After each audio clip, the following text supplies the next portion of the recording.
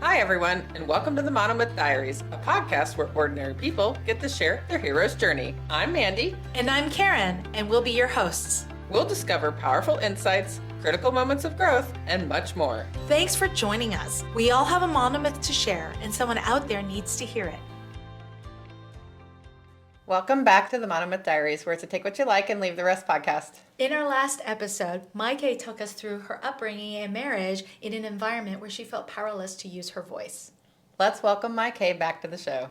So welcome back, Maaike, for another episode of the Monomyth Diaries. We're happy to talk about chapter 2 of your monomyth. So our first question for you is, you refer to the year 2013 as year lucky 13. Can you tell us about that? Yes. 2013, I was starting to run marathons. I was also going through the menopause. And that is the year that I ran the Boston Marathon. So my first marathon that I ran Houston, and I ran it, and I did not qualify for Boston Marathon for 1 minute. I was not even thinking about qualifying for Boston, but a good friend of mine who had ran the Boston Marathon, she was also my trainer. She said, Maaike, she said, you did not qualify for 1 minute. So now you have to run a marathon to qualify for Boston. So I did a second marathon and I qualified for Boston. So that year I ran the Boston Marathon, and my father had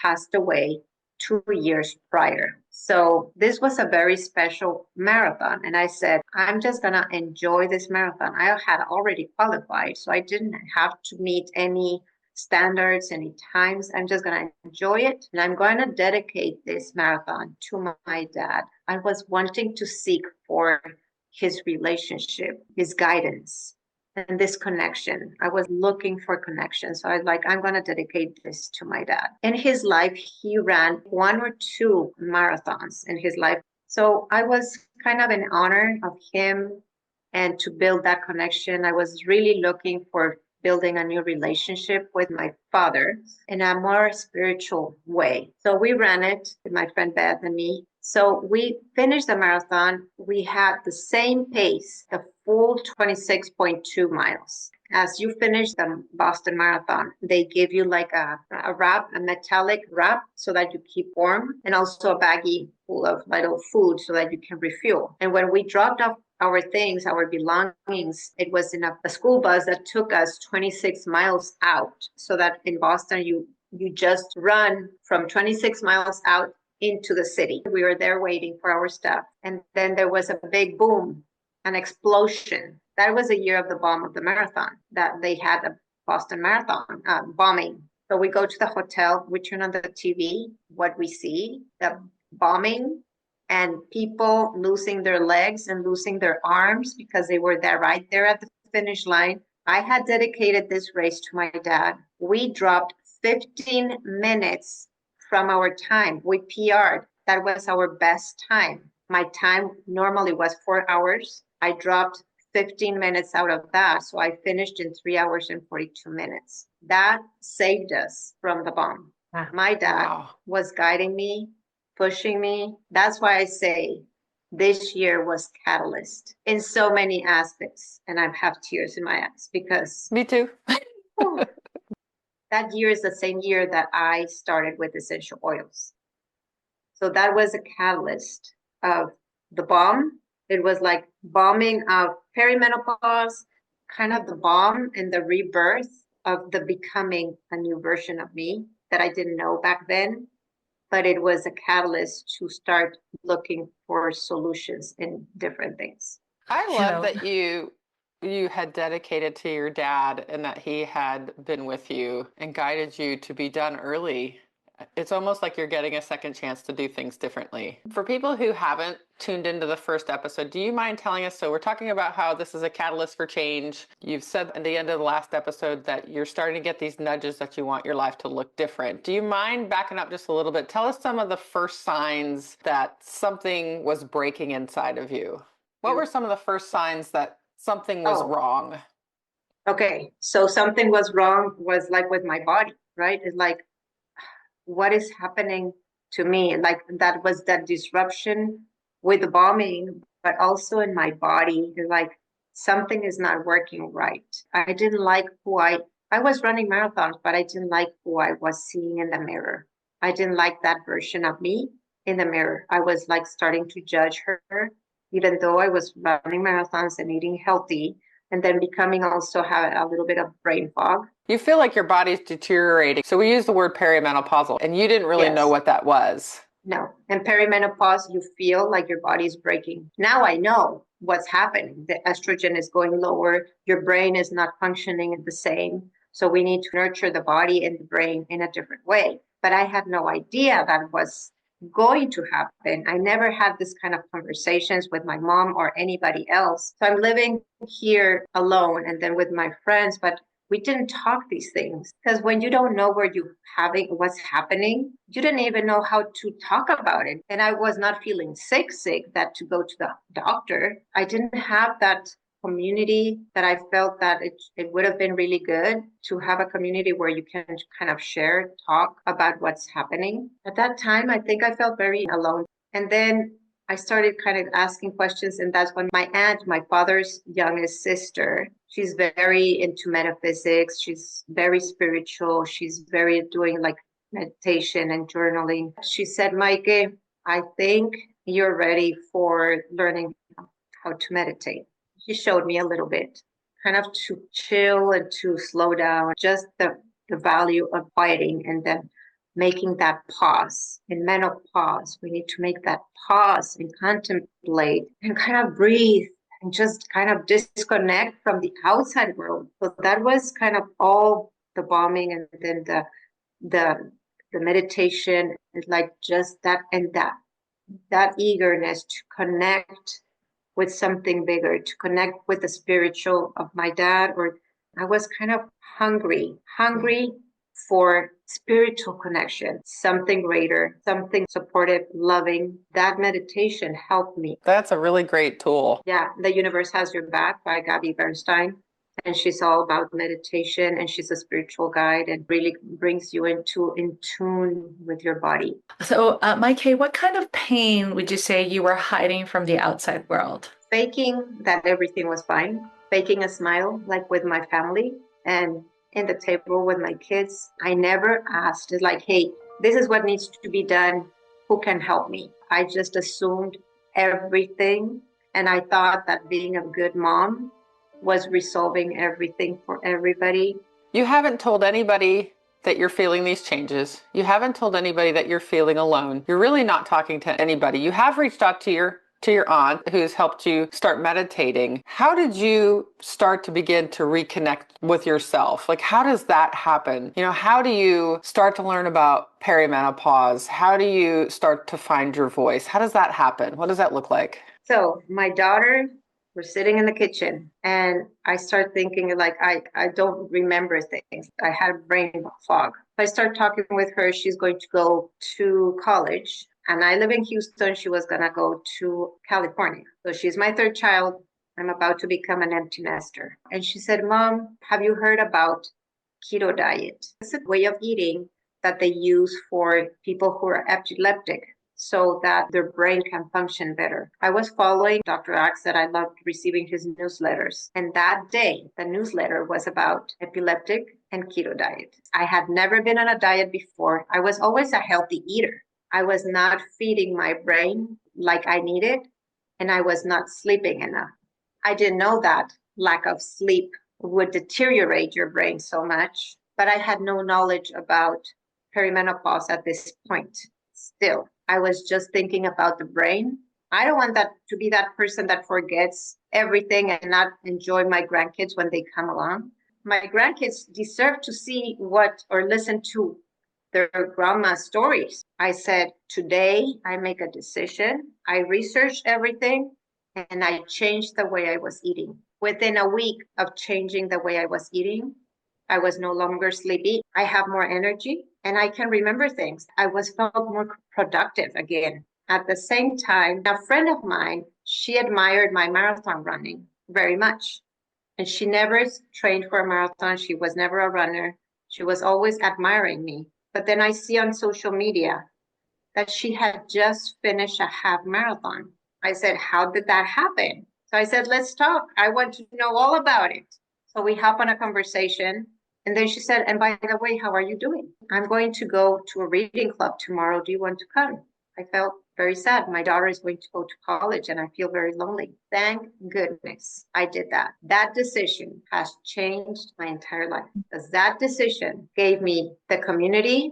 The book that we were reading, it was a book of joy from Dalai Lama. And just the discussion about joy, I was seeking joy. I did not have joy for so many years, feeling so lonely and doing all the things for the kids. I did not do anything for me. And I start talking and I start crying. That's when I started to hear my voice. And they were curious and they were listening and they were asking me questions. It was like I sighed. I was able to just relax and just kind of have the tears come naturally and be okay with it. And actually, we just celebrated the 8th anniversary. I will always be thankful for this reading club because it saved my life. So that was my rescue. And then a friend of mine from the reading club said, my dream is to run a marathon. So I was always bringing something super healthy and super different. So they were very curious and they saw how my body was. So it's like they wanted to be more like me. All of a sudden, I get all this attention and I have something to share. I have something to talk about because I had made a change. For the first time ever, people were asking me, what do you like? What do you want? Or can you share with me how to run a marathon?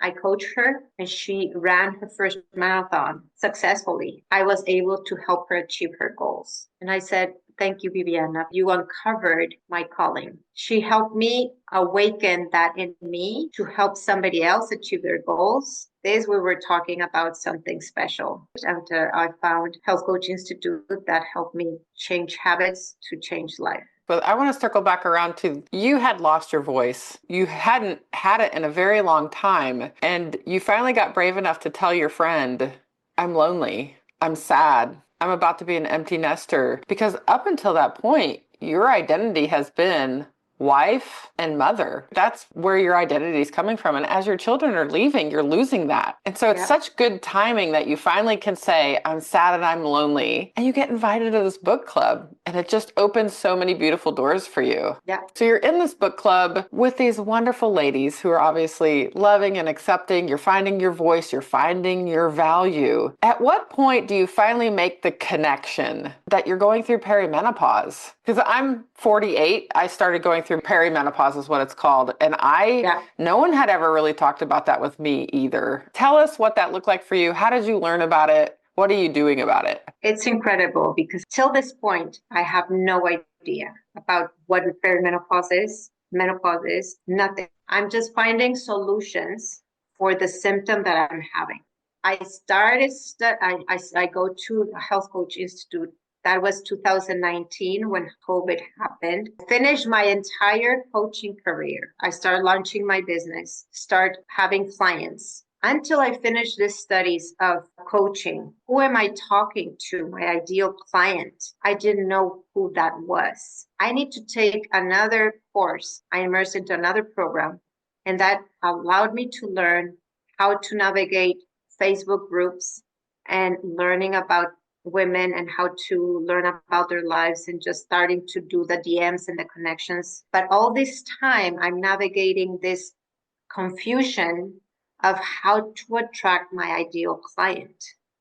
Who is that person? Of course, it was going to be someone like me, someone who is dealing with this, but I still don't know what perimenopause is. And in this program, it was a guy and a woman together doing the coaching, which was brilliant. I needed that support of a guy. I loved that it was co-ed because for me, it was kind of healing, but it was an evolution. They helped me figure out what was my story and all my struggles. They dissected everything that they said. Okay, your target market is menopause. Then I start going into Facebook groups that are perimenopause, menopause, and then I start reading everything. And that is when I really started learning about perimenopause and menopause. Okay. So your coaching started by coaching somebody in marathoning, and then it evolved into you were taking classes and coaching women, but not really realizing that you were attracting people like yourself, as the people that you wanted to help were like yourself. And that has now become what you do.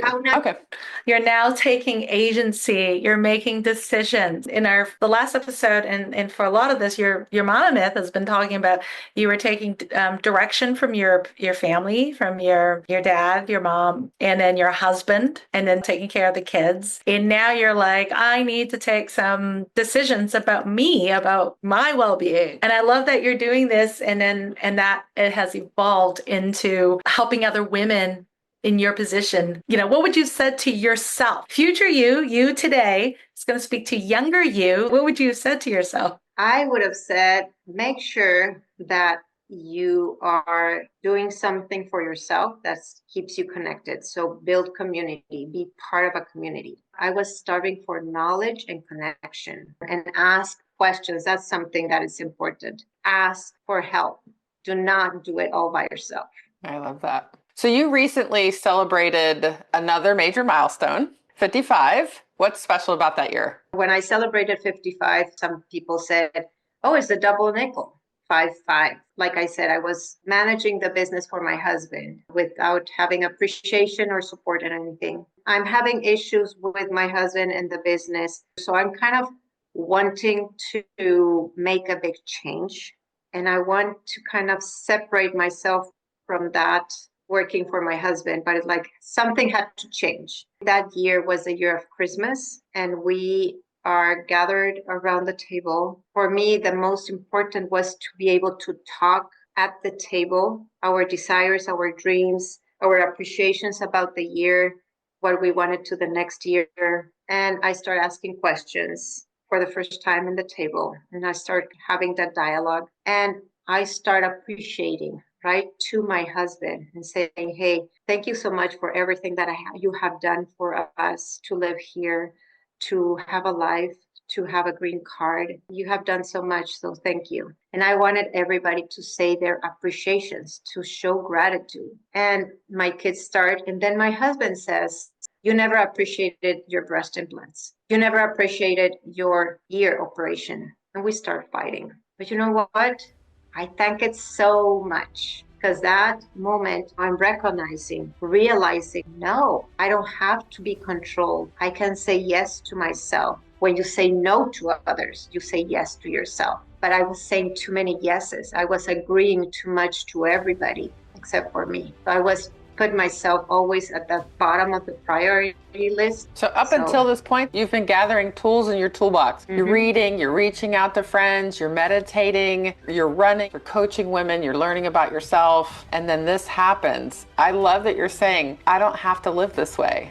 I can say yes to myself. And that's a big pivotal moment. That's monumental for you, that you can look at this situation. And as you said, you can be grateful because you're able to say something great came out of this bad situation. I love that. And it's the change of perspective. We always get to choose. And you can choose to see it all black and negative. That's just going to pull you down. But if you choose to see the obstacle is the way, that is the catalyst that will make you change. We cannot see white if we do not know how black looks. So we have to look at black in order to appreciate the white. There's always a solution. Now I'm in this season of life. For the last year, I've been learning and surrounding me with people that are more spiritual, God-oriented, and I had never talked about that. And it's giving me so much peace of mind. I'm in a church. Now I have another community that have brought me close to God. Well, I'm looking forward to talking about all of the boons and all the gifts that you're accumulating now after all this hard work and all these years that you've been going through this. So could you tell us, how did your transformation, all the things that you went through, shape the way that you serve women today?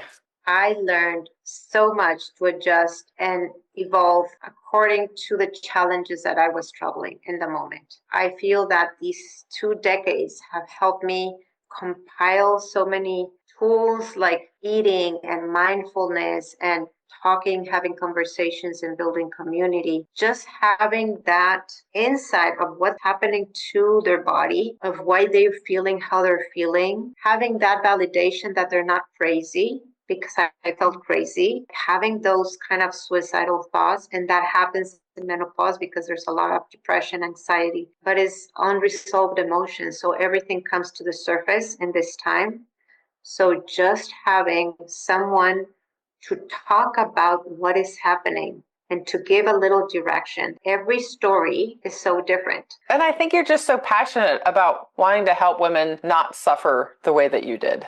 I'm very passionate about talking one-to-one or in a group, in an environment where everybody can share their pain, the struggle. We all have aches and pain, and not only muscle pains, emotional pains, because they really create wounds. And if we don't voice it, it happens that it's poison to ourselves. I think we protect ourselves from being judged, criticized, but we are our worst critics. We stand in front of the mirror and we critique everything that we see, especially in perimenopause. It sounds like you take a very holistic approach when you work with women. You're not just looking at them physically, you're looking at the whole picture. Absolutely. Because if not, it's just applying a Band-Aid. I think the first step is awareness. And when there's a lot of trouble or things are breaking down, look inward. I love that. Through your journey, you've learned that you have to look inward. External solutions aren't out there. You have to look inward. That is when the healing starts. I like to say, like menopause, me no pause.